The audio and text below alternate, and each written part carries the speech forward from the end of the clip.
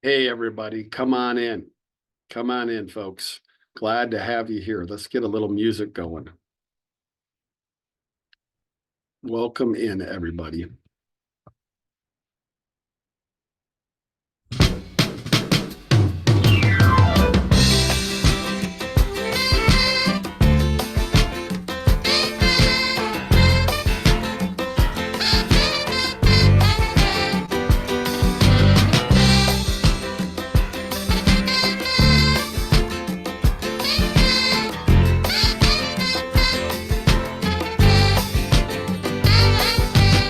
They pulled in just behind the bridge. He lays her down.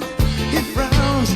Gee, my life's a funny thing. I'm back, don't Am worry. I still too young? Come on in. He kissed her then and there. She took his ring, took his babies. All right, everybody, welcome in. Gonna turn up the volume here just a little bit. Welcome here. If you could just let me know. Look at all those people. Man, oh man, amazing. Thank you so much for coming. Can you just give me a couple thumbs up in the chat if you can hear me okay right now? If you're hearing me all right. Appreciate that. That's great. Okay, appreciate that. Great. Awesome, awesome, awesome, awesome. Thank you all. Hey, welcome tonight, folks. The title of this talk, of course, is there any hope? Question mark. And then where we are plus the path ahead. All right. And then in parentheses, and the answer is yes. I think that I decided to do this talk because I work for an organization called Common Power, where we're committed to fighting for voting and racial justice in America.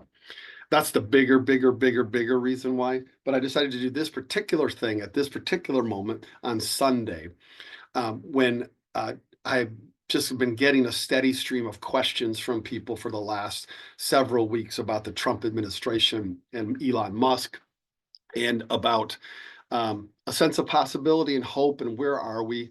And I just decided, let's just do a talk. Let's just send it out and make it available. So you feel free, please, everybody here, to share this with anybody you want if you think it's valuable when you're done. And for everybody who's watching live or you're going to watch on recording, I fundamentally, firmly believe that we've got hope and a possibility ahead of us. There is great damage right now in this country, enormous damage in this country right now. And also, I believe that in that damage and in that devastation and decimation, there is also opportunities. There are chances to maybe come through with some things that aren't going to happen today, but we can set them in motion to happen in the not distant future. In the midst of great harm and great pain and damage, there's also often openings, because the damage is being ripped, things are being ripped apart. There are often openings, and that damage is most targeted to particular people, Black and brown people, and women, and gay and trans people in their society. And so that damage is monumental there. And the ability to repair that and to build anew is really incumbent upon all of us to see the possibilities, to see them. And I'm committed to that. I believe in that, and I'm committed to that. And tonight I want to talk to you all about what I see as the possibilities. And at the end of this, I'll send this recording out, and I'll include the action steps that we talk about here tonight, so that you have them right at your fingertips in your email. So I thought about doing this lecture on Sunday, as I said, and I've been thinking about what the content is going to be for the last several days, and I finally crystallized it in my mind this morning. And so the lecture or the content that I'm about to go through is content that has been put together today. So there's probably going to be a glitch here or there, a hiccup in the PowerPoint slides, and also maybe they're not as clear or as I might have to talk through some different things. because it's literally up to the last few minutes of my thinking right now. And I'm honored that you all would want to come and to hear, because we're all looking for hope, folks. In the words of the great Harvey Milk, you got to give the people hope. Without hope, people cannot and will not see through the devastation. And that's the entire goal of Donald Trump, Elon Musk, and everybody in their camp. All right. So let's see. Let's open up the screen here. Let's share my doc and let's get going.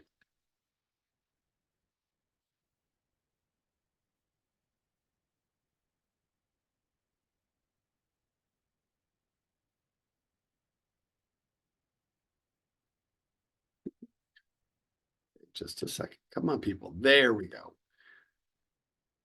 Is there any hope? Where we are and the path forward? And the answer is yes. Okay. This is what I want to do to start. I want to start with James Carville, who was one of the campaign strategists along with George Stephanopoulos in the 1992 presidential campaign of Bill Clinton.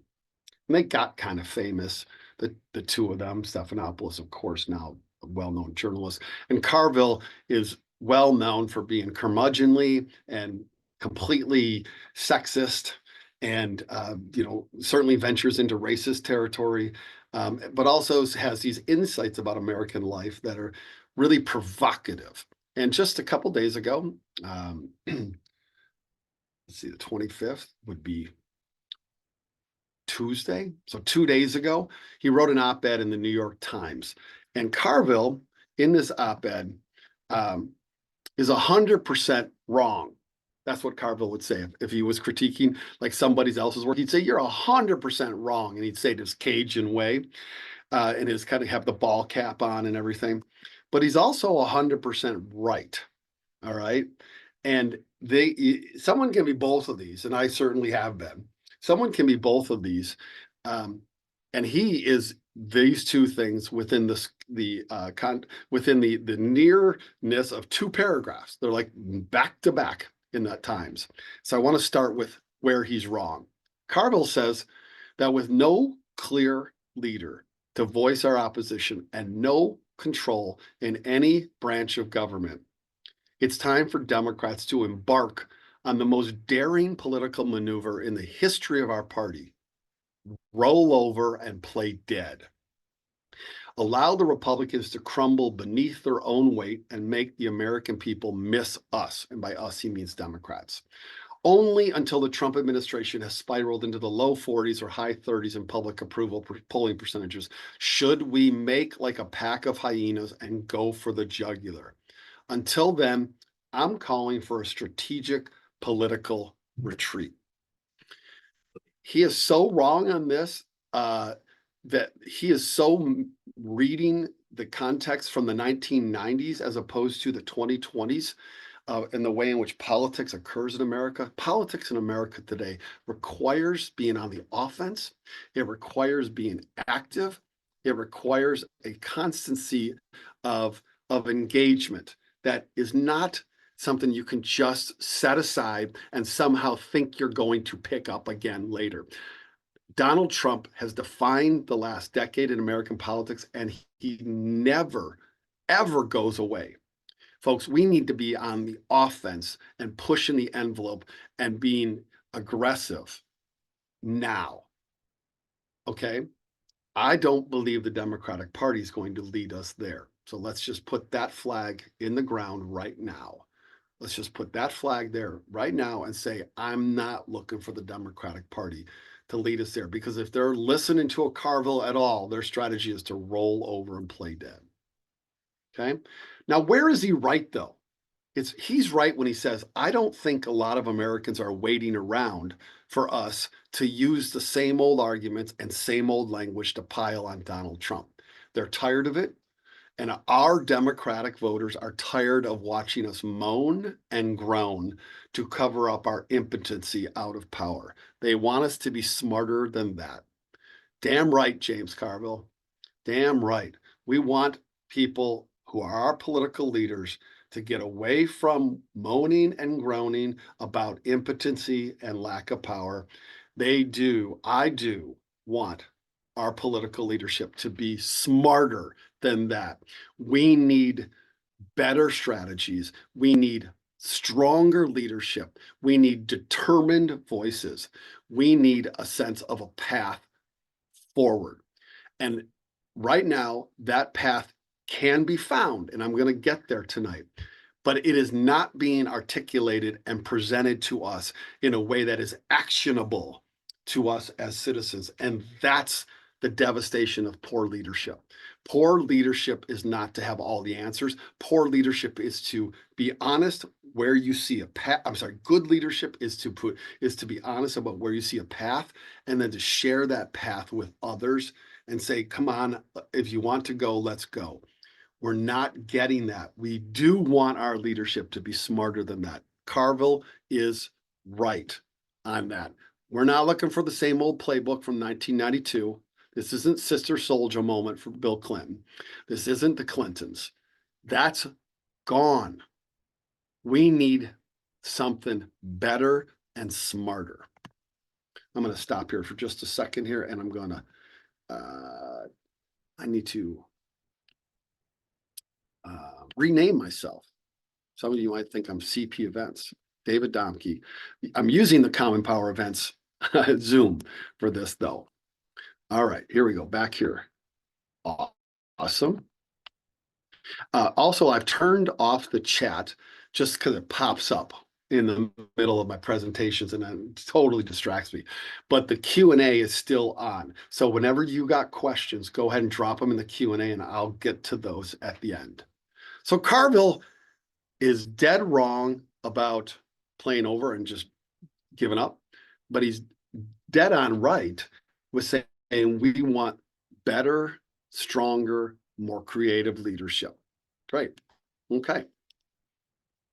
The fight for democracy, folks, and this is where I want to start. And I don't think that my lecture tonight is going to go as long as I've been known to give lectures, like well over an hour, sometimes over an hour and a half. I'm hoping that tonight is more like a 45-minute lecture to 50 minutes, and then be joined right at the end, hopefully, by my colleague at Common Power, Charles Douglas. So the fight for democracy, as people of goodwill who care about other human beings and care about the full rainbow of the human experience, we're often inspired by Dr. Martin Luther King Jr.'s his arc vision, or what we'll call his moral arc vision. We are really compelled by a quote that Dr. King regularly delivered in his speeches.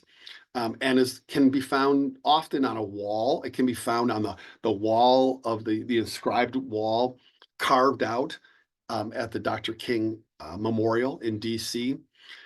It is this quote, of course, that the arc of the moral universe is long, but it bends toward justice. That quote, but it's more than just a quote, of course, that philosophy, that worldview, that belief is incredibly compelling and uplifting. The arc of the moral universe is long, but it bends toward justice. And when we think about an arc, this is the kind of arch that I think about. There's an arc to an arch.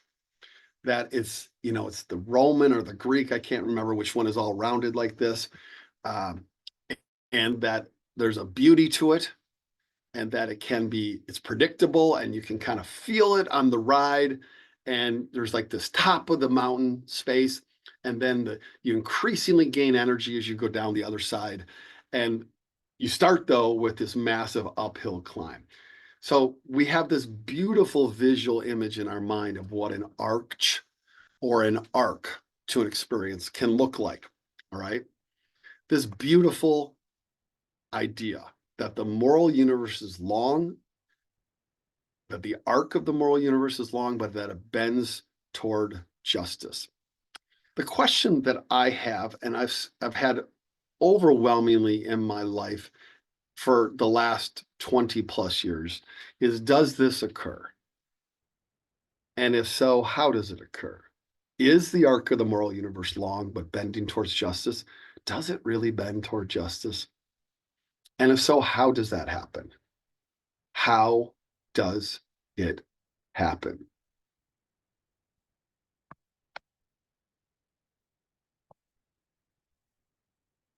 We often, again, want to believe that it goes just like that, nice and smooth, kind of like going up a roller coaster, first hill and then down.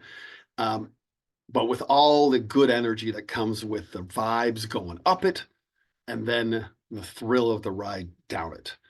Um, and so we fall into a trap because the beauty of the statement and the philosophy behind it is so compelling to us that we fall into the trap of thinking that this is the way the arc of the moral universe goes in this smooth, rounded way.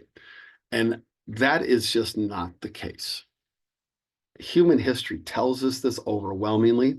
Doesn't mean that the arc doesn't bend toward justice, but the idea that it's smooth and predictable is a fiction.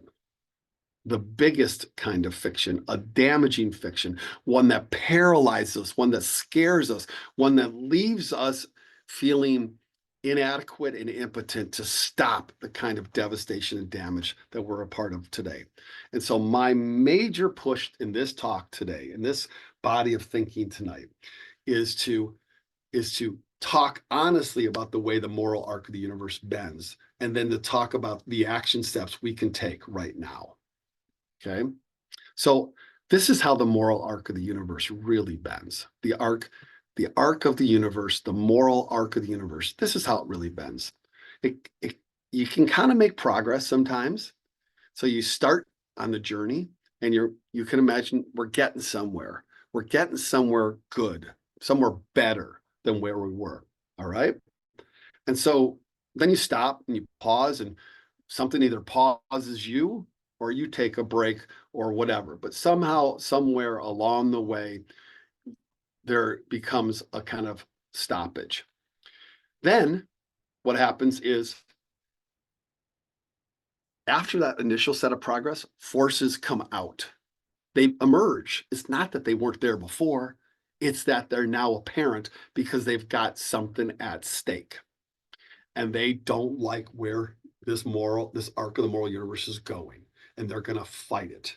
And they're going to create, and I'm going to use a lot of metaphors here that are intentional. They're going to create a wall. They're going to fight with all of their vitriol, their rhetoric, and their policies. They're going to deport. They're going to do all of these things because there's a lot at stake for them. And as a person who I respect a great deal said the other night at an event I was at, these things that we're seeing right now, they're always been there. It's just that it's now out in the open. All right. Because of diversifying America, in which power has begun to be diffused, was beginning to be diffused among communities of color and across gender lines, is a threat. And so the forces come out at night and day to block that progress. That's what happens. All right. So then what happens after that? So there's initial progress, and then the forces come out in strength. All right. And they knock you backwards. They knock that progress off. They knock us down.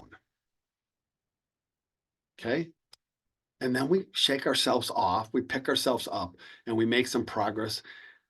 And then it's not uncommon to be knocked even farther down, like off the screen, practically the screen of democracy, like knocked out of the screen. Okay. And it's at these moments, the farther away we get knocked, the more our hearts are broken, the more it's difficult to see that arc that we thought we were on,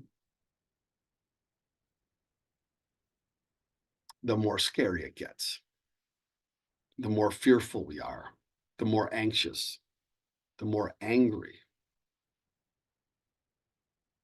the less we find common ground with others who we share a lot with, but maybe in this moment we're all feeling like each other's letting each other down. It gets harder. It gets harder and harder when you get knocked off there. All right. That's actually how it happens. All right. And the hope then is that we're going to somehow find our way back. But it isn't just back, it's to like a new part of the journey. All right. That we're going to find our way, but we don't know. We don't know. And it is that uncertainty, that terror, that we may never see some of the progress that we have lived for, have dreamed about, have worked for, have deserved, that some of us have deserved our entire lives, that we're not going to get there. And that is devastating. Absolutely devastating. Okay. So we can make a decision at that point about what we're going to do. For some of us, we have a variety of identities about gender or race, age, economic standing that really severely limit the choices that we can make. For others of us, we have a lot of flexibility to make choices about our commitments. I'm in that camp. The issue is, what are we going to do when we're in that space? The question for us when we are off to the side and knocked all the way over there, the question for us is not how do we feel, because I feel like shit. The question is, what are we going to do? All right, what are we going to do? Because it is only in that action that we eventually begin to bend the arc again. Because the arc of the moral universe, I believe, does bend, but it only bends through our incredible persistence and fortitude, and it takes all of us to make it happen. So this is what I actually think is a truer statement. I would never, think for a moment that I could have a better way of saying it than Dr. King. But in my own language, this is the truth that I believe, that the arc of the moral universe is long, jagged, and guaranteed to be met by overwhelming opposition. We must recognize this unfortunate but fundamental truth and incorporate it into our strategies, our mindsets, and our work. If we do not live with the everyday truth that the arc of the moral universe is long, jagged, and guaranteed to be met by overwhelming opposition, if we do not live with that fundamental truth and incorporate it into our mindsets, then we will be devastated. We will be defeated. We will be stunned. We will not understand what's going on. We will be flummoxed. We will be beaten, literally and psychologically. And it is that chasm between wanting the arc of progress to be not this and the way that it actually is that we have to cross in these moments. It is the chasm. It's the chasm of truth about the way the moral arc of the arc of the moral universe bends. That it's long, jagged, and guaranteed to be met by overwhelming opposition. We must recognize this unfortunate but fundamental truth and incorporate it into our strategies, our mindsets, and our work. And the way that I am able to get to that is to look often at history and the people before me, how they produced change in very difficult moments, or to look to the people around me and how they are sustaining and creating change today. Okay. It's clear, it's obvious that those of us committed to what we'll just call generally the progressive project, to a better, more inclusive, more perfect union, have been knocked way to the side, way down, way off to the side. And where the goal is to keep us right there and to keep coming so hard at us that we never raise our head or get our back straight again and get up. All right.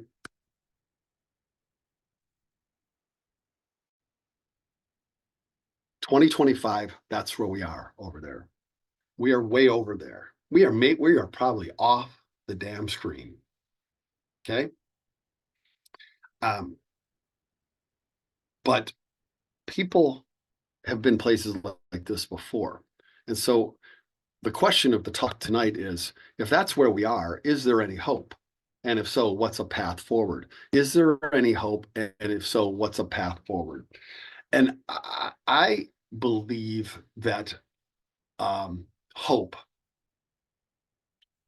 that hope, the idea, the concept, the I'm going to call it a verb. The hope is a verb. Okay. Hope is not a state of being. It is an active activity. And it is something like any verb, any action, it needs to be enacted and strengthened. So there is a famous great leader in social justice circles, Miriam Kaba, who has said that hope is a discipline. It is as sure as the food I eat, and if for those who work out all the time, exercise wise, and the discipline that's involved in that, hope is a discipline. It is not about what we feel. Hope is what we do.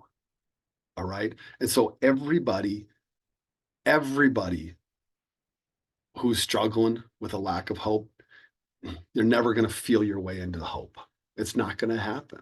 We're not going to feel our way into hope. And if you get close to it, you're going to be dealing with PTSD, fearful and scared. The reality is we just need to take some action. We want it to be strategic and effective, but then we need to act. That's what we got to do. All right. So 2025, that's where we are. We're way off the arc, knocked sideways and backwards. So is there any hope? And if so, what's a path forward? Yeah, I think there is hope, and I think there is a path forward. Okay.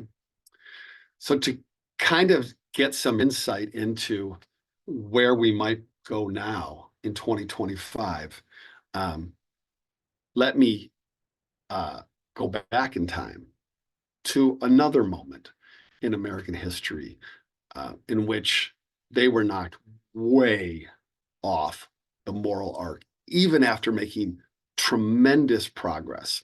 Okay. I want to go back to 1955. Okay. 1955 in the United States. After 2 decades of legal work, building case law after case law, and putting together the desired kind of arguments and litigants, the NAACP's Legal Defense Fund, led by Thurgood Marshall, got to the Supreme Court with a case called Brown v. Board of Education. And in 1954, the Supreme Court rules on Brown. And in that decision, the court rules 9-0 to ban school segregation, arguing that a separate but equal education is never equal and is fundamentally unconstitutional. This is a mountaintop moment for folks working for racial justice. It eventually will produce all kinds of unintended consequences, not all of them good by any means for Black and brown students. But at the time, it was an essential step in the fight towards justice, and remains one today. Separate but equal is a fiction. There's a great photo there on the front of the New York Times of Thurgood Marshall, flanked by 2 other attorneys from the Legal Defense Fund, and them celebrating this moment, because indeed it was a moment worthy of celebration. Decades of work to overturn an 1896 court decision by the Supreme Court. All right. There's so many pieces behind this story that talk about how they got there. But that climb was hard, but that climb was high too. It went a long way. It changed America. So in May of 1954, there is this great moment of progress in the fight for democracy, the chance for people to achieve equal opportunities in education. It's going to take decades for that to ever come close to happening after the decision, but this decision opens the door to that. But quickly, the forces come out to knock that back, to knock that goal down, and to begin to fight it with vigor. And so in June, literally 1 month, within 1 month, Ku Klux Klan membership spikes up. 50,000 new members, according to my colleague, Dr. Terry Ann Scott, join the Ku Klux Klan within 1 month of the Brown v. Board of Education decision. And an organization is founded in Indianola, Mississippi, the White Citizens Council. And it is a group of white citizens that are going to, who are the more polished leadership of communities. They're the mayors, they're the city council, they're the school principals, they're the business leaders, they're the religious leaders. They form to create what will eventually become known as massive, what was it, massive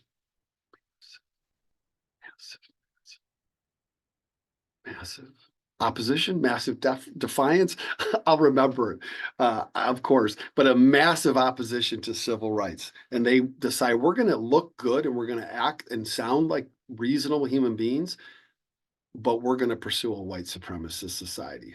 Okay, we're going to do that with everything we've got, and we'll have the Klan as kind of our violent arm, but we won't do that violence. The Klan will do that violence, but we, the White Citizens Council, will be the respected people. And it starts in Mississippi and very quickly spreads all the way across the American South. The White Citizens Council happens within a month.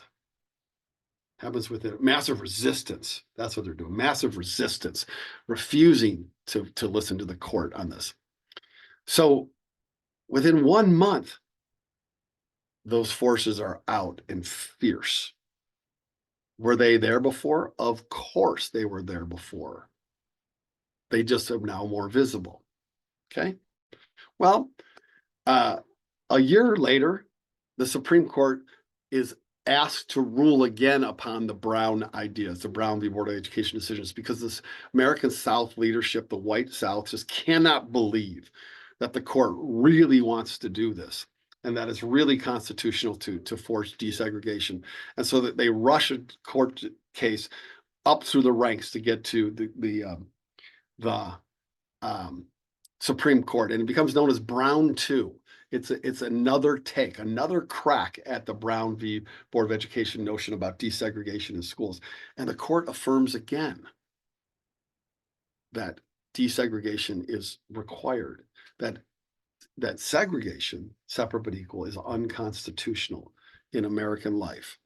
And so they affirm it in 1955. So within 2 years, the Supreme Court says yes, and then says, hell yes. This is the way it is. Okay. So is that a monumental progress, the second one? No, it's not as big as the Brown decision, which took decades to get to. But it's starting to, course correct and bring us back in that way. And in that decision, the court said that school districts across the American South in particular that were refusing to desegregate needed to do so with all deliberate speed. It's not as strong a terminology as we would like, and it leaves lots of room for wiggle room and delay, but they say they've got to do it. They got to do it. So it's a step in the progressive direction. Okay. But now we're going to be knocked way off course. Okay, we're going to be knocked even farther than the Klan membership and the White Citizens Council. And in August of 1955, 2 white guys, along with a collection of others that we don't know who they are, participated in killing Emmett Till, a 14-year-old African-American boy from Chicago who had come to Mississippi to see his cousin and his extended family. He'd taken the train from Chicago down to the Mississippi Delta and was staying in Greenwood, in that area of Mississippi. And he was visiting his cousin Wheeler. And they were staying with a gentleman who was Emmett Till's great uncle, Moses Wright. And Emmett Till, we don't know exactly, but either whistled or simply made some kind of absolutely unacceptable approach in the white supremacist society of even talking to a white woman. And he was eventually, a couple days later, searched out and kidnapped and killed by the husband of that white woman and his half brother. When he was killed, they not only killed him, they beat him, tortured him, tied a wire around his neck, tied that wire to a cotton gin, dumped it into the Tallahatchie River, and put his body to the bottom of the river. His body was so disformed that people couldn't recognize him, and the only way to identify him was because of a ring he had on his finger. I believe it was his father's ring that he had on his finger. I'm going to show the picture of Emmett Till's face here right now, not because I in any way want to, but because it is the truth that in many American schools today, you couldn't show this picture. And we're just not about that bullshit at the Institute for Common Power. We're about telling the whole truth and nothing but the truth. All right. So I'm going to show the picture because we need to be accountable to what Americans did to this credible young boy.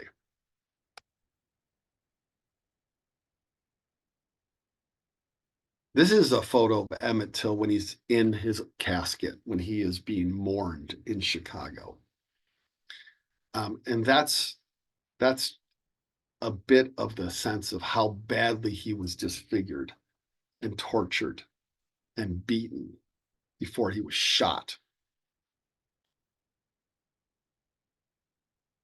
This is knocking us as far off of the path towards justice as we could imagine. And Emmett Till's two killers were arrested. It wasn't difficult to arrest them. They were very vocal about what they had done. They were arrested and they were brought to a trial in Sumner, Mississippi. And in Sumner, Mississippi, in a decision by an all-white male jury that lasted about an hour total. And they said it only took that long because they ordered out for sodas. They unanimously acquitted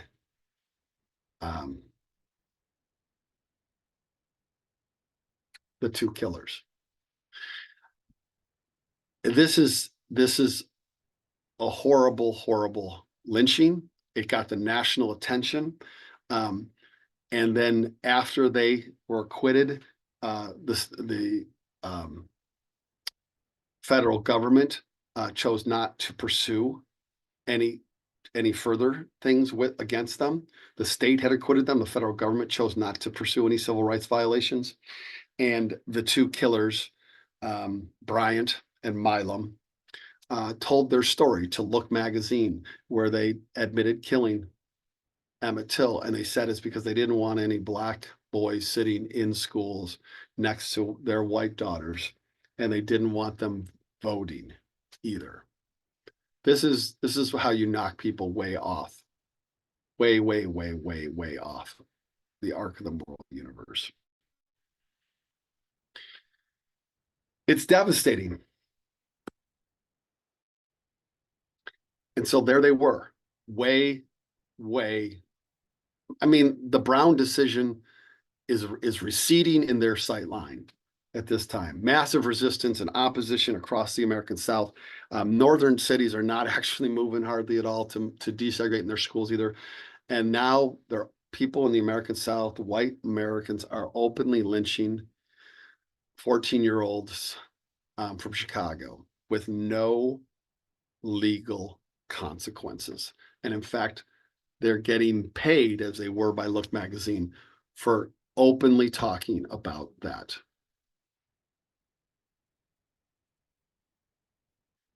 But there's more to the story. Okay. They killed Emmett Till, and then they bragged about it, and they did not face justice at all. But what happened in that moment also was an opening for some people to do some things that took the most courageous, that demanded the greatest courage and fortitude, and changed our world. I want to talk about two of the people.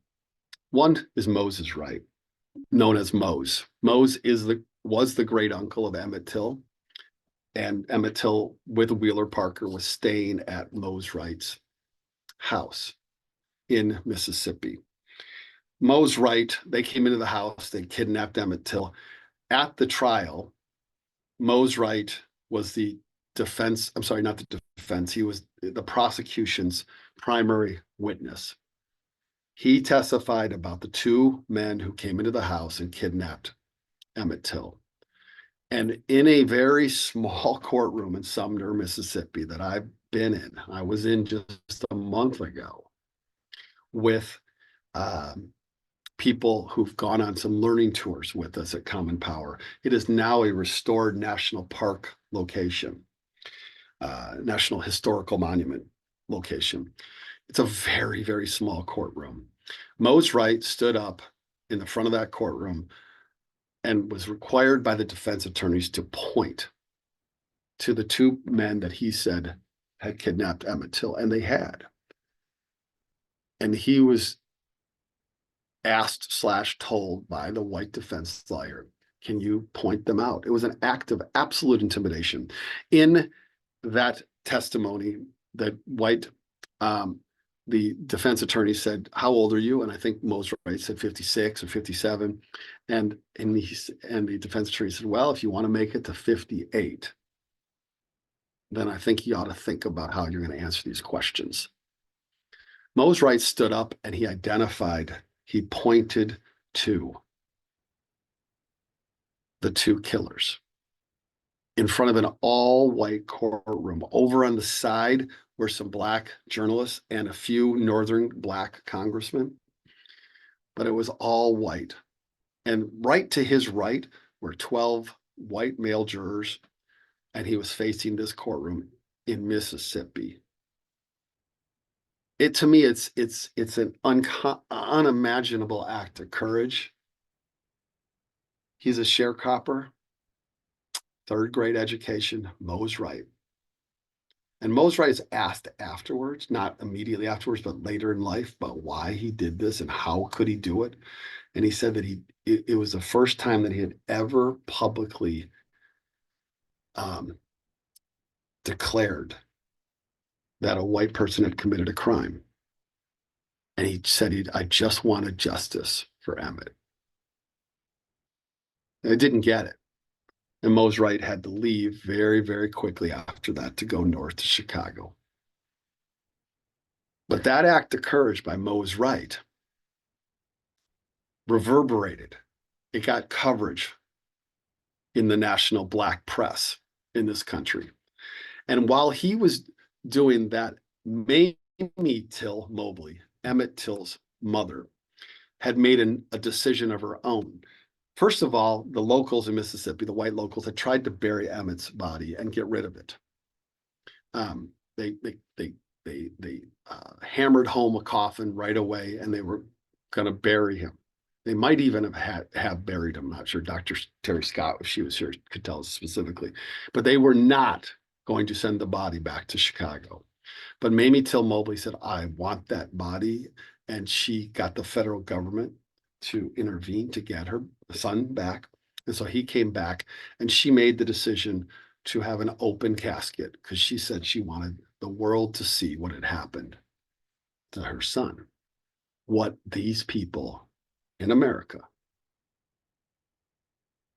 had done to so many others, because while they were looking for Emmett Till's body, they found several other bodies, Black male bodies, that had not gotten the attention and that people had been searching for. That Mamie Till Mobley said, I want the world to see. I'm going to show the whole world. And indeed, that happened. Thousands upon thousands of Americans came to Chicago to pay honor to Emmett Till and to Mamie Till, and to take in person those realities, those physical realities of Emmett Till. That's tough. That tough's not a good enough word. That's devastating. It's life killing. But Moses Wright and Mamie Till Mobley did this, and they did this, and in their doing of it, they created an opportunity. They created a set of seeds that would blossom, that would take root and would grow. Here's the quotes of a person about Emmett Till's death. My memories are exact and parallel those of many others my age. I felt vulnerable for the first time in my life. Emmett Till was a year younger than me, and I recall believing that this could easily happen to me for no reason at all. I lived in Pennsylvania at the time. This is Julian Bond, becomes a civil rights leader and eventually chair of the National Association for the Advancement of Colored People, first president of the Southern Poverty Law Center, civil rights hero Julian Bond. Dr. Terry Scott, who I work with in Common Power, has collected a set of remarks like this of people who were affected by Emmett Till's murder and how it changed them and compelled them and catalyzed them. And they became aware of it because of the actions of people like Moses Wright and Mamie Till Mobley. Emmett Till and I were about the same age. A week after he was murdered, I stood on the corner with a gang of boys looking at pictures of him in the Black newspapers and magazines. In one, he was laughing and happy. In the other, his head was swollen and bashed in, his eyes bulging out of their sockets and his mouth twisted and broken. His mother had done a bold thing. She refused to let him be buried until hundreds of thousands marched past his open casket in Chicago and looked down at his mutilated body. I felt a deep kinship to him when I learned that he was born the same year and day I was. My father talked about it at night and dramatized the crime. I couldn't get Emmett out of my mind. Those are the words of Muhammad Ali.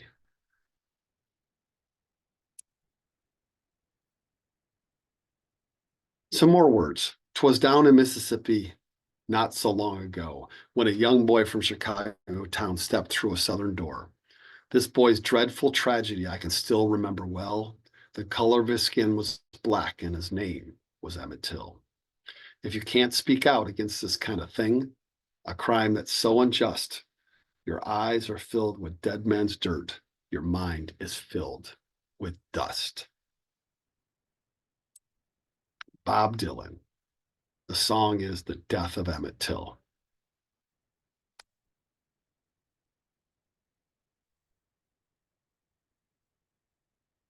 I can name you 10 SNCCs, the SNCC being the Student Nonviolent Coordinating Committee. I can name you 10 SNCC workers who saw that picture of Till's body in Jet magazine, who remember it as the key thing about their youth that was emblazoned in their minds. One of them told me how they saw and thought that one day they would avenge his death. This is Joyce Ladner, a white woman who went south for Freedom Summer and was part of the SNCC work in Mississippi.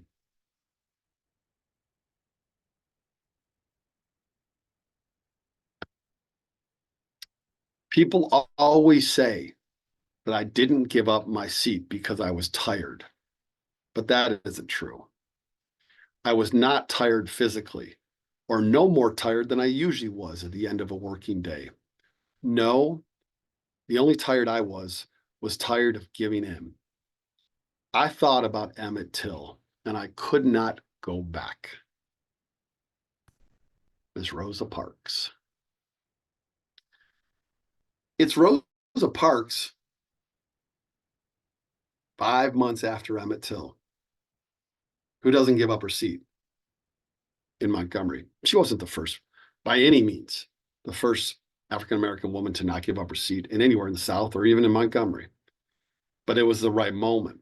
And she had recently heard a civil rights leader from Mississippi, Dr. T.R.M. Howard, speak in Montgomery about Emmett Till.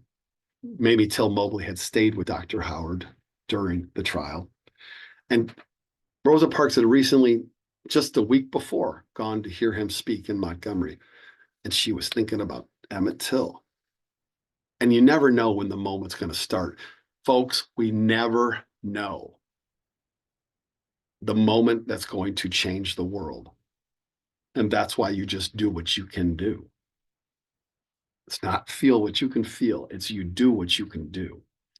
And Miss Parks did that. And Dr. King and others then got on board and took it together with the leadership of Parks and other women in Montgomery. They took it forward. So if we go back to this graph to finish up this part of the talk, we're way over on the side, knocked way off course, okay?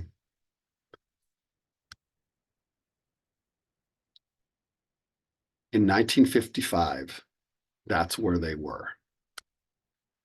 And that wasn't the end. Folks, that was not the end in 1955. In fact, that was the beginning of really 10 plus years of some of the most important revolutionary work and progress in American life that we're still trying to just sustain. And it's hard. But they moved that needle forward. It was not the end in 1955, and it was people who were inspired and catalyzed by that devastation and by the courage of those who brought attention to it. That it wasn't the end in 1955. It was not. And it sure as hell is not the end 70 years later today. It's 70 years right now, folks. 70 years. It's not the end. It's hard.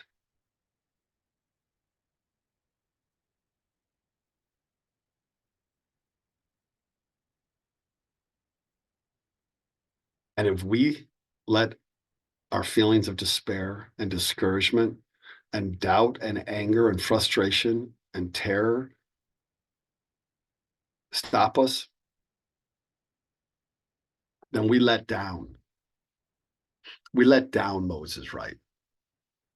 We let down Mamie Till Mobley and a Julian Bond and a Rosa Parks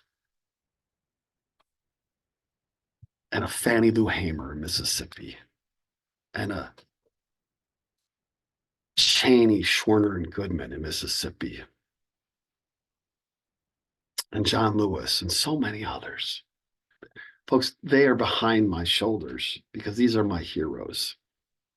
And I have no idea if we're going to be able to bend the moral arc, but we sure as hell are going to try. And I believe we can. Okay? So let's go to 2025 and let's see that yellow arrow there in the left. How do we move us back? Or how do we move to a new space in our bending of the arc? How do we do that? Okay. It's not really that complicated, but it requires action. It requires action. First, here's a truth. The judiciary is going to hold, folks. American judges are going to give us some time. They are. all over the place. Judges are issuing rulings blocking so many of the Trump executive orders or the Muskian Doge actions. The judiciary is gonna hold. Sure, I know the counter arguments that some of you are making in your head already, because I hear them. I get the emails when I'm at the Safeway. People tell me, when I'm just, eating my scone for breakfast or something. I know the first counter argument is that the Supreme Court is completely owned by the conservatives. Yep. I know the second counter argument is that there's an awful lot of Trump judges out there. Yep. I still think the judiciary is going to hold for us, not forever, but it's going to hold, and it's doing it right now. It's doing it right now. Okay. So here's the truth, folks. Let's look at who appointed the judges that are currently active in the federal courts in this country. Federal judges in America are nominated by presidents and then need to be confirmed by the Senate. When you look at all of the current active judges, this is a list of who appointed them. It's not all of them, but it's pretty close. And this is put together by the Pew Research Center as of January 2025. So just right at the beginning of January, so less than 2 months ago. Who appointed these judges? Biden appointed the most judges in any 4-year term in the last 50 years. And that's 27%. The last column on the right is the share of all active judges, all active federal judges. It's more than a quarter of all federal judges. Donald Trump also has a quarter of all federal judges from his presidency. Barack Obama also has a quarter of of all active judges from his 2 terms as president. Bush has 13% and then some smaller numbers. And then Pew doesn't show all of this. This doesn't quite add all the way up to 100. There's some other numbers split across Jimmy Carter and Richard Nixon. But this is the graphic that I could pull together here for this talk. When you look at the blue here, 54% across Biden and Obama, and then 3% for Clinton, gets us to 57% in the blue, appointed by the Democrats. And we get to 42% in the red. And so that gets us to 89, 57 and 42. No, that gets us to 99, doesn't it? 57 and 42. Yeah, that gets us to 99. Okay, it gets really close. All right. The reality is that there's a lot more blue than red on here. And that, though, is not enough of the story, because I believe that judges appointed by George W. Bush, George H.W. Bush, and even those small numbers that are there from Ronald Reagan are decent, on large, conservatives who care about this country. They are not the Trumpian MAGA judges. They are not. And even some Trump judges have issued a series of rulings, some around voting rights, some around presidential immunity, that have been reasonable. So when I look at this, I look at a lot of good judges appointed by the Democrats are out there. In fact, it's a majority. And then some chunk of those Republican appointed judges, nominated and appointed judges, I'm going to believe that they're going to act out of traditional conservative perspectives. So how much is out there? 70 to 80%, maybe 70% if you take all of Trump's judges and just dismiss them all as horrible. I don't. But let's just say most of them. So we're about 75% of folks where I would say we got a shot. We got a chance with them. And they are already issuing rulings. They are already stopping things and making things slow down. And the Supreme Court is going to have to weigh in at some point here. And no, I do not expect the Supreme Court to do much good here, but it takes a long time for these things to get solved in the courts. So we've got some time. All right. So my position is that we've got months. We don't have years, but we've got months. So nobody should be thinking that today we've got no chance. All right. nobody should be thinking that we don't have any chance at all. We got a chance. How big of a chance? Who cares? We got a chance. That's all we're looking for. So first, the judiciary is going to hold. I believe it. I look at these judges who've been appointed.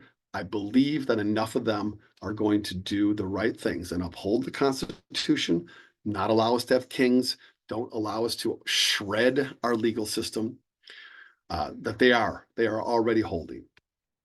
Okay.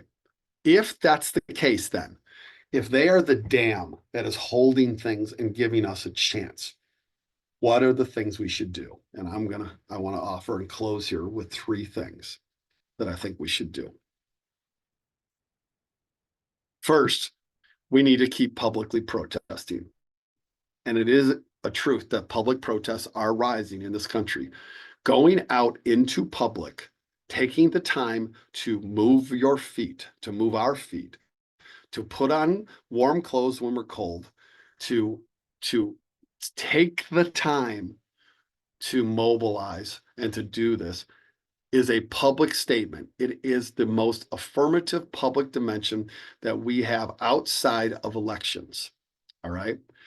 To show up with signs, with people, is a way that we have forever changed American life for the positive, is to publicly show up and protest. All right. And it's happening. Okay. This is from the New York Times 4 days ago. Republicans face angry voters at town halls, hinting at a broader backlash. If we don't show up, that message is not there. There's no reason for anybody to change course or for anybody to feel any pressure if we don't show up. This is the Washington Post from yesterday. The anti-Trump resistance begins to wake in earnest. Okay. A lot of people in the left and the center left have been disappointed and feeling bereft because there was no massive public engagement like there was when Trump was elected in 2016. There was no women's march. There was no immediate go to the airports and support immigrants and support Muslim people. There was none of that. It was not there. What's happening this time, in my view, is actually much, much more important politically. What is happening is that there is large groundswells of authentic, grounded, grassroots anger that is rising up. It's rooted in the firings by the DOJ committee. It's rooted in the anger against the executive orders. It's rooted in the outright ludicrousy and racism of Trump and the MAGA nation. It's rooted in the anger over a Robert F. Kennedy Jr. or a Pete Hegseth. It's not a reaction against Trump. It's a reaction against the actions. It's a reaction not against the presidency of Trump, which is what 2017 started as. This is a reaction against what he and they are doing. And because of that, it's got much greater legs to it. It has much greater influence. This is the model that the Tea Party used to change the American political scene after Barack Obama was elected. It's the model of anger at town halls, long-term sustained simmering energy that build and build and built and then exploded. That's where we are. We need to keep doing it. Okay. Here's Seattle. Many of you are connected to Seattle. Seattle protesters have been out at many different places: Cal Anderson Park, the federal building, the state capitol, Tesla dealerships. Bring them all on, folks. I'm not going to get into an argument with anybody that some version of public protest is a waste of time. No, trying to stop somebody from public action, that's is a waste of time. Let's encourage people to do whatever you're going to do. Show up in public. All right. So here's an opportunity for the next 3 Fridays. There are going to be protests at the federal building in downtown Seattle. the next 3 Fridays. And at the end of this talk, when Charles Douglas, the executive director of Common Power, comes on, he's going to give you a launching point for those actions the next 3 Fridays, a place, a space to do this. Folks, if you've never done this before, go. Your soul will be uplifted. We will be making a statement. And if you don't go, if people do not publicly protest, then what we essentially are saying is we're totally okay with what's going on. All right. We're not waiting for anybody to quote unquote lead this. Nope. We just show up and do it. Mo's right. Didn't wait. He just stood up and did it. Mamie Till just did it. Okay. Public protests are an essential part of the equation. Essential. You know, when you go see the doctor and the doctor says, hey, you got to change this food you're eating, or stop drinking, or start getting exercise, or get different kinds of sleep, or whatever. That isn't like a kind suggestion. These are often essential adjustments that must be made. It is essential to bend the arc of the moral universe back in the direction we want it to go, for there to be public visibility. Okay. 3, electeds now have to defend their votes. They took a vote yesterday in the US House in which the Republicans passed a budget that will gut Medicaid, that will cut so many jobs, will take funds away from education, from so many needing spaces and communities to give to the wealthy. And it is our job to make them defend those votes, to own them. It is our job to be the parent who is at home when a child comes home who's done something wrong, and for us to stay there and to say, you have to explain what you just did and defend it. And you're eventually going to face consequences. There's going to be an election.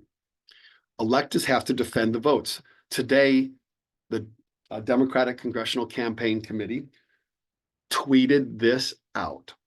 These Republicans won by fewer votes than the number of people they just stripped healthcare access from. A colleague I work with at Common Power, Pooja Suri, sent this to me at like 5 o'clock today. Perfect timing for me to include here.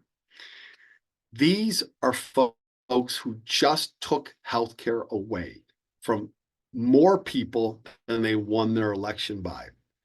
So these folks should be forced to defend their votes. And I'm not wanting us just to wait to 2026.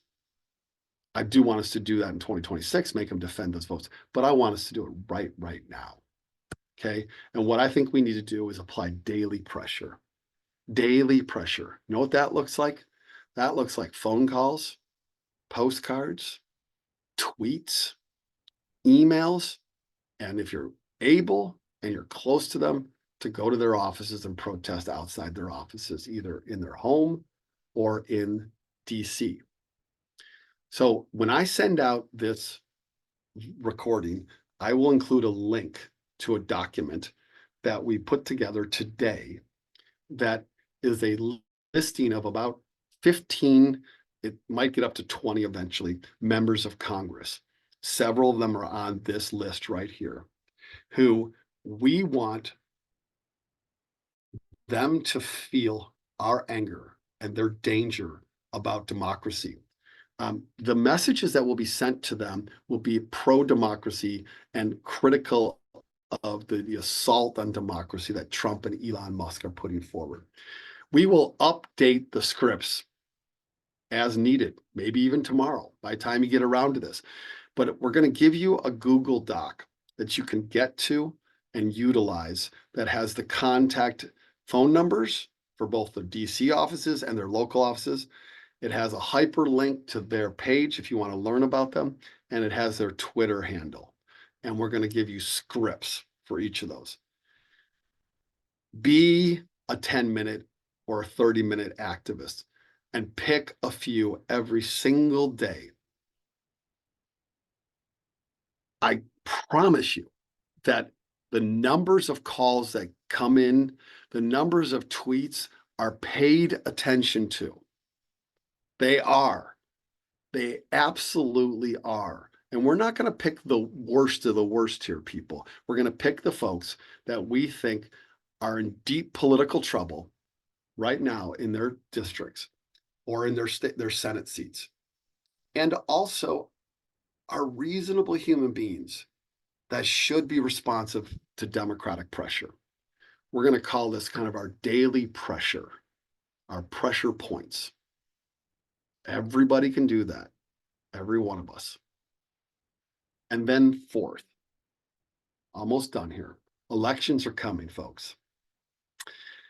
Not in 2026. They'll be here then, yes, but we mean in 2025. We're ready for elections in 2025.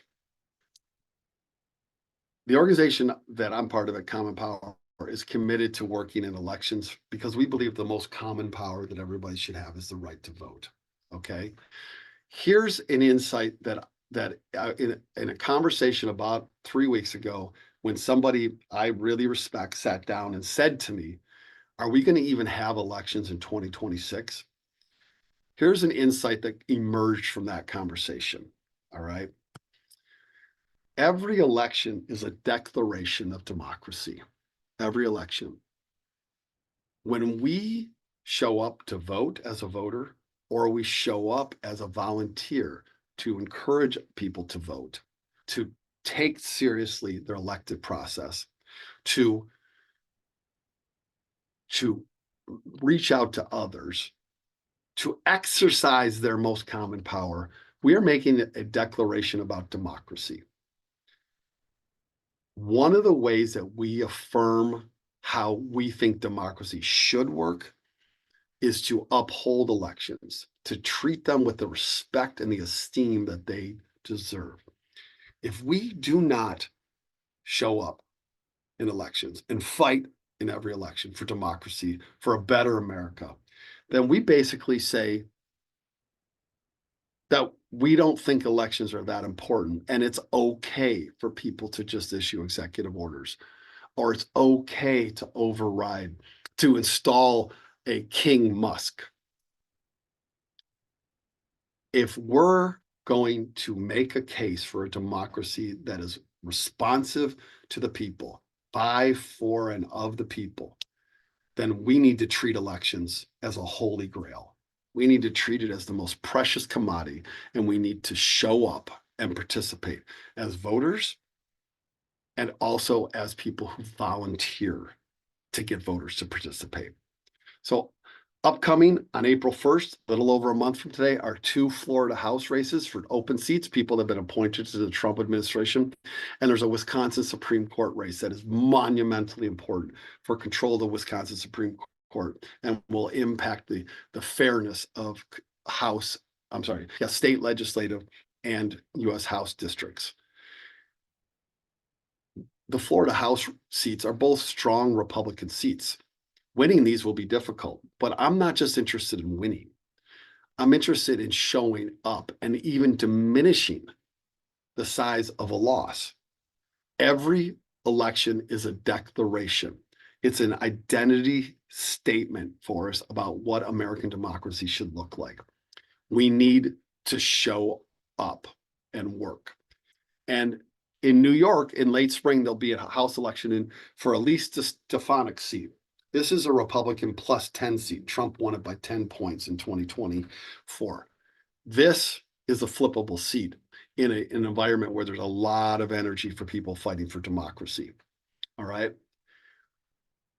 The issue is not if we're going to win all these seats. The issue is, are we going to show up and try? Because if we do not show up and try, then it's just like public protests. If you're not there, then you don't get a say in the matter. You're not standing up for your values. If Mo's rights didn't come to the courtroom, it doesn't really matter. what he thought or felt. He had to do it. We need to show up and do it. Every election is a declaration. Every election. Not waiting for 2026, right now. Right now. And whenever Elon Musk is involved, we particularly want to fight there. Okay? So here's the question of the night. Is there hope? And my answer is yes, if we take action. The judiciary is going to hold, folks. It's going to hold. It is holding. Not forever, but it's holding. Now it's on us to take action. Okay? So, one, publicly protest. Publicly protest if you can. If you can physically do it. Change your schedule. Arrange to get there.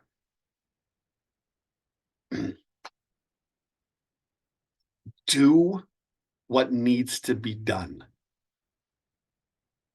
Second, pressure elected officials. We're going to give you a spreadsheet that has the names and the contact information for about 20 members of Congress, all of them Republicans, all of them who have an ability to make a difference. And everybody on the House side, because most of these are in the House of Representatives, voted in support of the budget that just passed. Let's make them face the pressure of angry constituents. We did not vote for this. Even if you voted for Trump, you did not vote for this. Third, election declarations. Let us treat every election as what it is, a sacred entity that deserves our strongest efforts. The issue isn't about winning every time. The issue is about showing up every time. That's how you bend the arc of the moral universe. May not happen that day, but it plants seeds. And fourth, you can support all of these efforts with money. If you can't publicly protest, you don't have the time or wherewithal to pressure the electeds. You can't do work traveling for elections. Or maybe you can do all of these. It doesn't matter. The reality is that all of them require money. They require leadership. They require time. They require people that will do the work. So maybe sponsor somebody to do this. Find an organization that can help people do these things.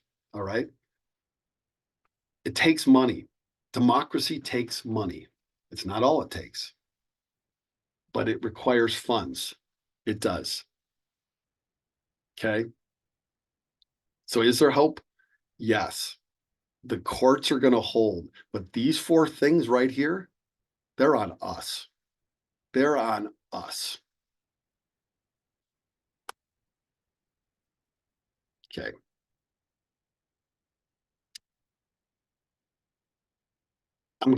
There's a lot of questions here. I'm gonna be happy to take a look at them.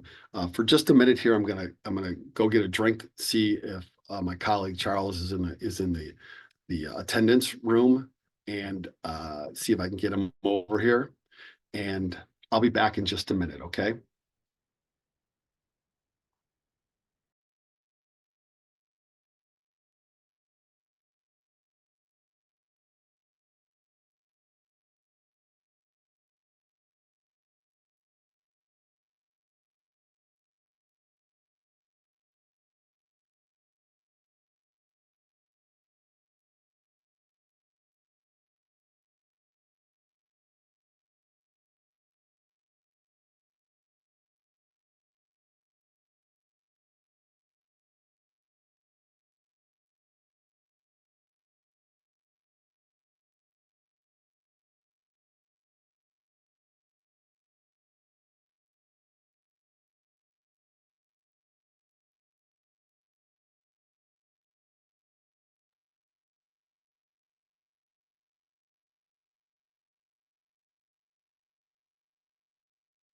All right, here comes my colleague, my executive director of the organization that I have a chance to work with, Charles Douglas. This is a talk that is about how we fight in democracy. But there are some very specific dimensions of this that the organization that Charles leads, that I work with, Common Power, can contribute to this point, to this conversation. So I asked Charles to come in and to say a few words about actions, how it is that the Common Power is taking actions, and then we'll go through some questions together. So Charles, you out there? Hey, I'm here, man. Can't turn my video on though.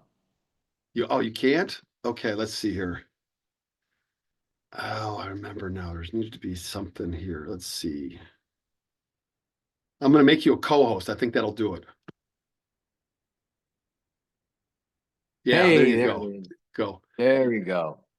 Charles, you've seen a chunk of this talk, at least the end, and the focus here on action, right? The focus here on action. So, well, we haven't really talked in depth about everything I was going to say today. So how do you pick it up and channel some of this now for folks that are looking for channeling? I did see it from the beginning. I think that one of the things I really appreciate about when you call people to action is that you always connect it to history. And one of the things that gives me a lot of energy in doing this work is always remembering the context of my actions, walking in the footsteps of the people who came before me. So sometimes, the news doesn't help. Sometimes leaders are not saying what I want them to say. Sometimes I can't find the right words for the people who I lead. And when all that falls apart, I lean on history. And I mean, you know this, but it's worth saying again that my father was a Black Panther, and Yep.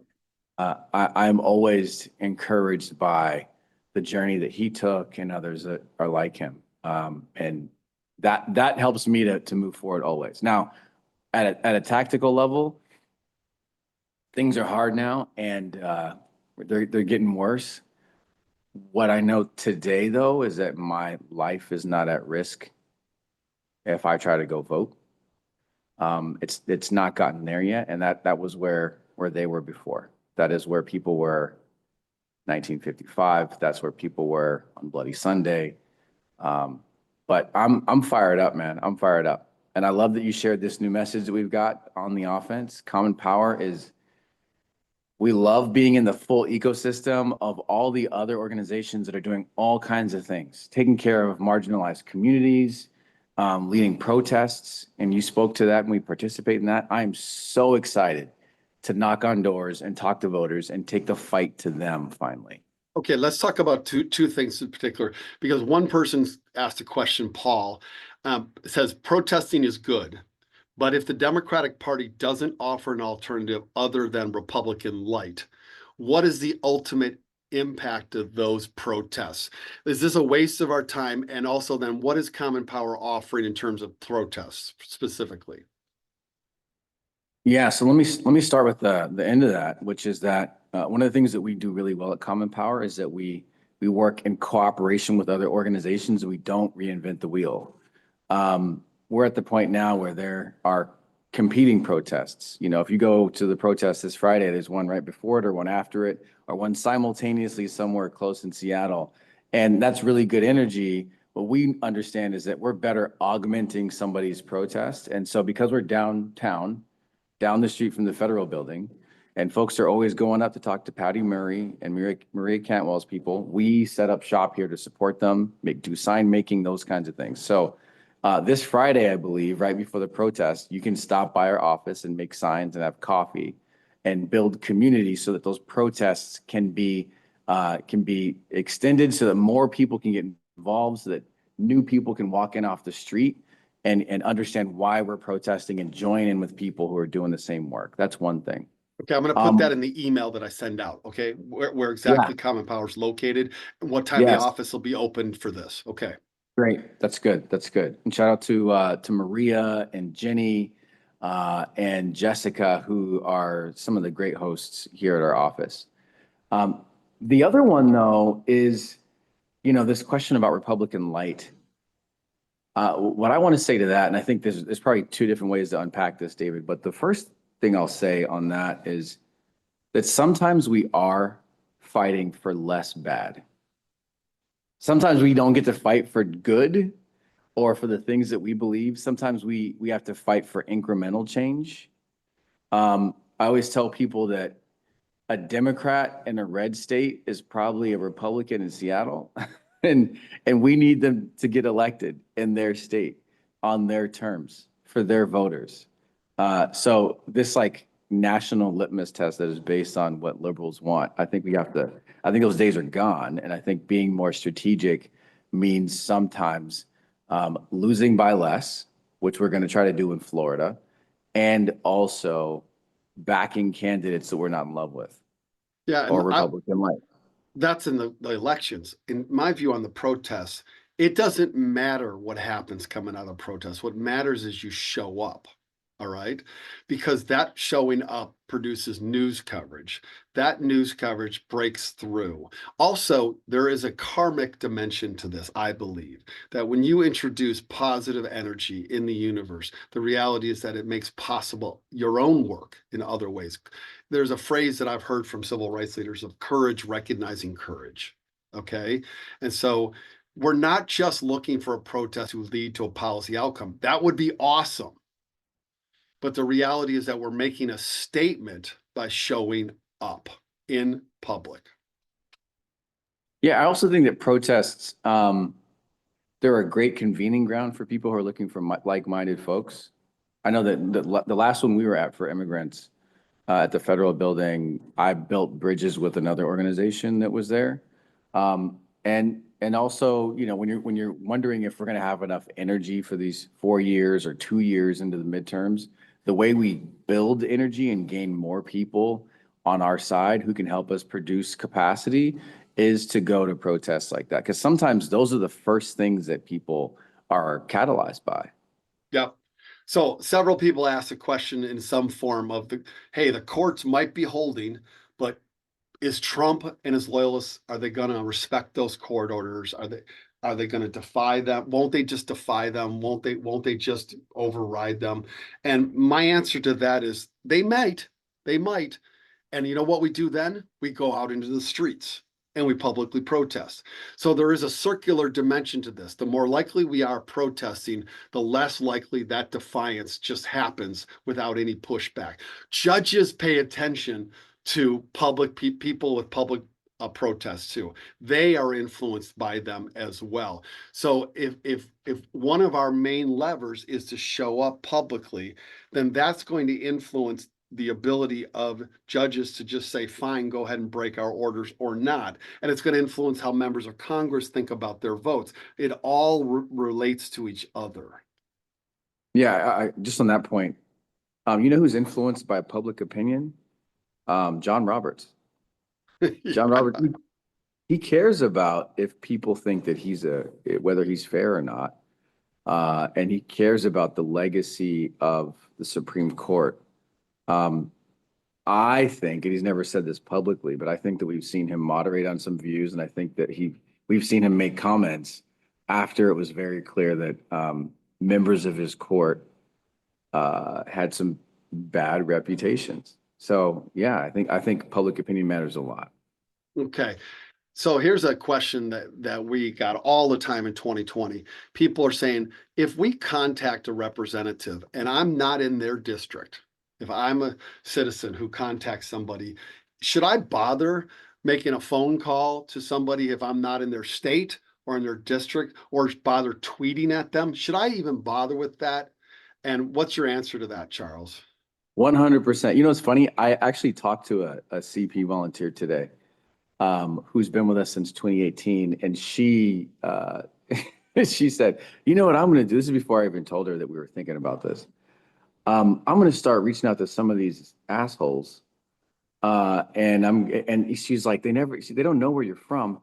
And she goes, especially if what'd she say? You call after hours or something? You just leave But voicemails then. Yes. Yeah. Yes. She's like, their volume is so high and they're dealing with so many other things that they're not looking that closely. I think the volume speaks volumes. That's what I think. John asked a good question here. So let's say we push these Republican House members and senators. By the way, the 4 senators that we're going to push are Lisa Murkowski, Susan Collins, Tom Tillis, and John Husted. And then there's about 15 House members. But if we push them, aren't they more likely to be concerned about being primaried from the further right and not the left? This is from John. John, my concern is not making them think about being primaried. I want them to understand that the folks who vote for them, who win in these moderate districts, okay, Susan Collins is not winning re-election in Maine without an awful lot of Democratic votes. Okay, we have to beat Susan Collins in 2026. But there's the people that we are going to ask you to contact are all in moderate spaces. They are in districts like Marionette, Miller, Meeks, where they won by less than 1%. Okay, so the issue isn't about making people worried about being primaried. It's making them understand that they will not be reelected. Yeah, I think that, and this goes along with what we're doing in Florida, because some people are like, wow, that's a long shot. That seems like a waste of energy. We're looking to send a message that influences the decisions they make in Congress. Right now, they only think they're beholden to one person, and that's Donald Trump. And if they think instead that they could feel pressure in the future, or that their constituents are not just MAGA diehards, then maybe that'll change the way that they vote or they go along with some of these terrible ideas.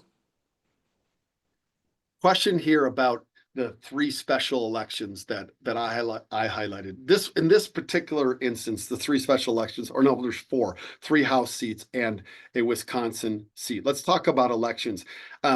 There is no daylight between my thinking here and what Common Power is doing. We're all in this. This is all the Common Power's thoughts. So why those 4, and what will be our methodology in those 3 high Republican spaces where like, do we have partner orgs there or what? Yeah, so the biggest lever we're pulling in the field in those 3 red districts are Common Power leaders that live in those states. Oh, okay. And they live in those districts, actually. There's 2, 3 educators that came through the Institute that live in I think Matt Gates's old district, and they're going to be leading our volunteers out there. And the majority of the people knocking on doors are going to be local people. So those are cool, because if you decide to fly out there, you're going to be out there with Shanita and the folks that she knows from the neighborhood, and they're going to be knocking on doors in that district. The other ones are on the other side of the state, but we're pulling in people with local expertise that are telling us who to talk to, who to bring in, when to knock on doors. And we're putting them in touch with those candidates directly. And these are candidates that I think that they're surprised that they're hearing from us right now. We're probably the first people to reach out to them and say, we're going to send people to you at no cost. The other one in New York is also another place where we've got educators. We have a bunch of door knockers that we worked with in Pennsylvania, and they are chomping at the bit to go upstate and go take that seat back, or at least give her hell to make a statement and to put pressure on Republicans. So those are the 3 red ones. And the other thing on those is that, I mean, those are one of them is an R+19 district. If we shrink that margin down to R+9, that sends a message to somebody who's in an R+7, R+5, barely got over the finish line in their district, that, oh my gosh, if it can get that close in a deep red district, then me over here, I need to be really worried. And maybe I'm going to think about my next vote, because if I'm in the U.S. House, it's not 6 years, it's 2 years. And as soon as they're elected, they're thinking about running for office again. So I think we've got a lot of leverage in the U.S. House. Yeah, so all the under the pressure elected officials initiative that we're doing, and the Google Doc that we're going to share with everybody, every one of those people that were identified, those elected officials, is going to face voters in 2026. They're either in the House, and they always face voters in every even year, or they're senators who are up for a re-election in 2026. And 2 of them are in states where we think we got a great shot: Maine and North Carolina, and maybe in Ohio. Ohio's one of them too. We'll just have to see what happens there. So you take Ohio, which is like an R plus Republican plus 12 or 13. Trump wins it by 13 or 12 to 14. I can't remember exactly in 2024. People might think like we got no shot in these places. And so this is the great weakness of people. We get despairing and we forget and we quit or we just can't see our way forward. It's too dark for us. Let me just give one historical example. In 2008, Barack Obama won the state of Massachusetts, one of the bluest states that you'll find. There's not an elected statewide Republican official in the state of Massachusetts. Okay, it's a very blue state. Barack Obama won it by 45 points. All right. In 2010, after the death of Ted Kennedy, they had a special election for the Senate seat. And the Republican won that special election in January 2010. All right. 14 months after Obama had won that state by 40 plus percentage. Okay. How did that person do that? Well, it took a confluence of things. The Democratic candidate was not a good candidate. The Republican candidate was a very good candidate. Yes, you need some of those things to break your way.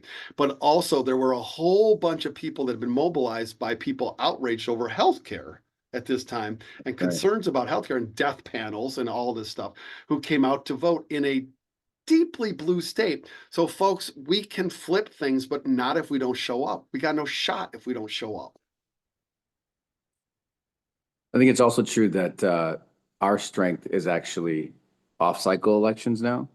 It used to be the opposite, but our voters are now less swingy and pretty passionate, and we're the ones who are going to show up in these odd years in these special elections. Yeah. Okay. One or two more questions for you. So, you have made the point in my conversations, or the conversations we've had, and also in ones I've heard you having, that it is imperative to go on the offense now, today, to not wait. Well, I would love to hear you just tell us a little bit about how like this thinking is different than 6 weeks ago for you. Okay. Like how your thought, you as the leader of Common Power, because we got a lot of common power on this, or people are wondering like, who are we? What are we? What's our thinking? So how has Charles Douglas evolved in your thinking in the last 6 weeks? I think that the pace, and I think this is what surprised everybody. We all knew that Project 2025 was tied to Donald Trump. And he said he was going to do a bunch of the stuff that he did on January 20th, the executive orders. Those things were not surprises. He said he was going to pardon J6ers, all these things. We knew it was coming. What we didn't know was the speed at which Elon Musk would operate and the depth of his intrusion into our systems. And I think that is what has lit a fire under so many people on the left. It was a crisis the minute that we lost the election. It was a crisis when the cabinet appointments were made and when the executive orders were signed. It was when Elon got in there that we found out just how bad it could get and how fast. So for me, there was this understanding that we couldn't wait till midterms. The other thing, though, was that we can't just survive by defending. I think it's important to, again, protect marginalized communities. We've got to protect blue states that are havens for people who are escaping from red states.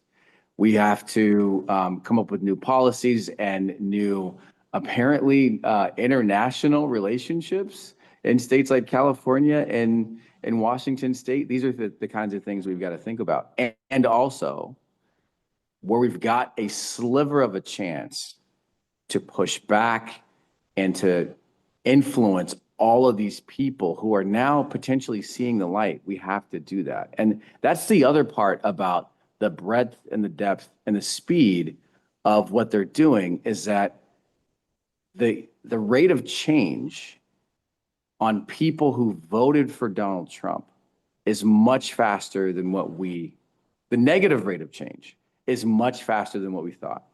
And all the signals that we're seeing are saying that they are being impacted in their bank accounts, their jobs, their livelihoods.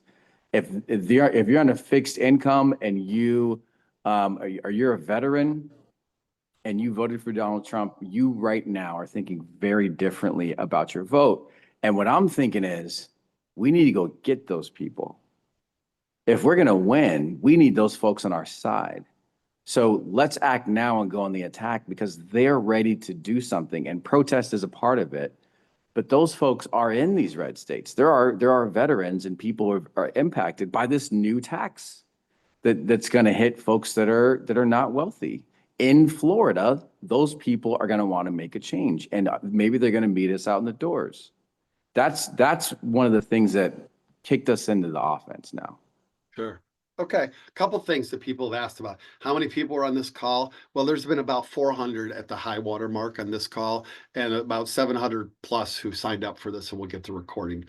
Multiply that, folks. Send it out to everybody if you feel encouraged. The key is action. Okay. It's action, action, action. Doesn't matter what you're feeling or how terrible it is. Hope is a verb. You got to put it into action. Another question that's been out there is, can you make donations to Common Power? Of course. Of course, I will be glad to provide that information in the follow-up email. We need that. And you can sponsor, for example, a person to go out and knock doors in these states. Can I speak on that just 1 second? We actually have more people who want to knock on doors with Common Power than we can afford to send. Okay. This is probably the first year this has ever happened. And that's because Action Academy and the educators that are coming to the Institute are just great programs that are bringing more people into our orbit who want to knock on doors and need sponsorship. And right now, we cannot afford all those door knockers. There are people who are waiting until we get sponsorships from fellow CP community members who can pay the $2,500 per person that it takes to send somebody on one of these trips. So when David's saying, like, you can donate, I made a video and I sent it out to an email list with about 700 people on it, and we got $7,000 from that. And I literally told Ben, who runs Fieldwork, we had that money, and then she emailed 3 people and said, you can go on this trip.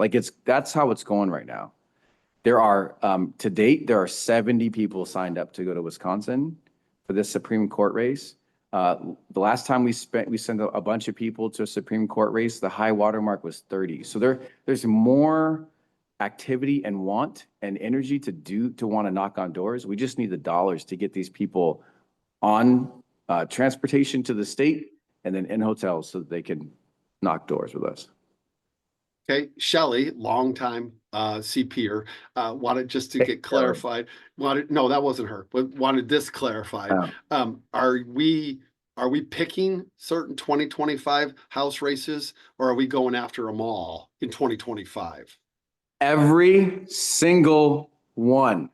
Okay, every House race, if all the Republicans dropped out of Congress today, we would send CP volunteers to every single House race that was open. Okay. I'm not joking about this year. When we're going on the attack, we're fighting everywhere. And on top of that, if I hear Elon Musk is sending money to a state in a big way for a top level race, we're going to send volunteers there also, because we need to fight Elon everywhere. And Elon Musk is spending $1 million in Wisconsin on canvassing.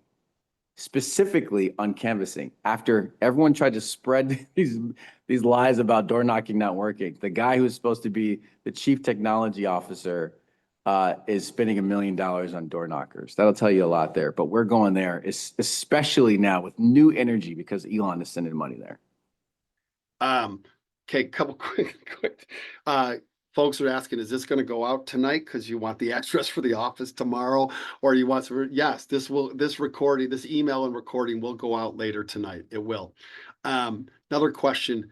The names of the candidates, Susan, you asked about who are the candidates for the Democrats in those special races. I actually don't know what the names of the Democrats. I know Crawford is the last name of the Wisconsin Supreme Court justice that we're supporting, Susan Crawford. Yes, Susan Crawford. But I don't know who the others are. And can I tell you that it almost doesn't matter?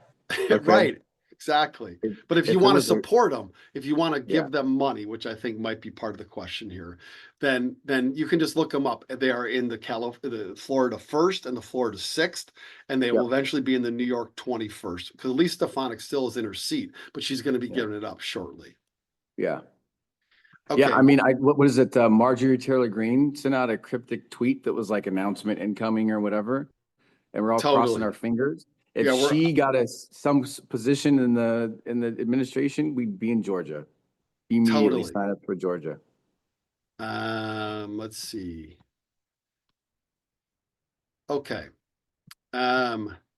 So the formula that I'm going to wrap up here, the formula that I'm arguing for tonight is the courts are going to hold long enough. Okay. And we need to publicly be out there protesting, showing our faces and our voices. That's one. Two, we need to pressure elected officials for their votes. All right. Three, we need to, what's three? No, I'm Fight sorry. Three every- is the elections, right? Three is Fight the election. everywhere. Fight That's right. everywhere. Yep. Yeah. Fight everywhere. And so you have crystallized this, or these ideas are both part of, somewhat slightly adjacent to, but are certainly tied to a larger name that you've put around this work that you're calling it, right? So let's just name this as we close here. You've referenced it, but what's the frame that you're putting on this for the larger CP like work for the rest of this year? Yeah, CP on the offense. We're on the offense. Was there a better name we talked about? I forget. No, that's it. I was Yeah. gonna say, I like that name a lot. I actually wanted to say on the attack, but I feel like I'll get a stern letter from the DOJ nowadays for inciting violence or whatever. But we're on the offense. We're on the offense all year round. We're on the offense, and this is not like to set up 2026. People think that when I name elections, they think 2026. No, these are in weeks. These are weeks away. April 1st is Wisconsin and the two Right. Florida elections. It's Yeah. now. Right. Chris, Betsy asked last question, is it worth sending money to some of these outspoken Democrats, like an Alexandria Ocasio-Cortez or Chris Murphy? Okay, folks that are getting attention. Is it worth sending money? My answer to that is definitively no. I don't think No. so either. No, Not like right now. that's nice that they got a voice. I'm not looking for the Dems to do anything. Right now, put our energies, which is our time and our treasure, into the three things that we talked about here tonight. Okay. That's where the energy should go. The Democrats will eventually get their shit together, but we're not sitting around waiting for that. Even if Murphy says a lot of good things, the fact is that he's known by like 10% of the American public. Okay. Yeah. And AOC does not need your money. AOC's she's fine. AOC is fine. Okay. Hey, everybody. Thanks so much. If you're watching this live or on recording, thank you so much. Let's get to work. Let's take some action. It doesn't matter what you think. It doesn't matter what we feel. What matters is what we're going to do. All right. Thanks for your leadership of Common Power, Charles. Let's go, folks. Thanks for convening this, man. Let's All do right. it. Let's do it.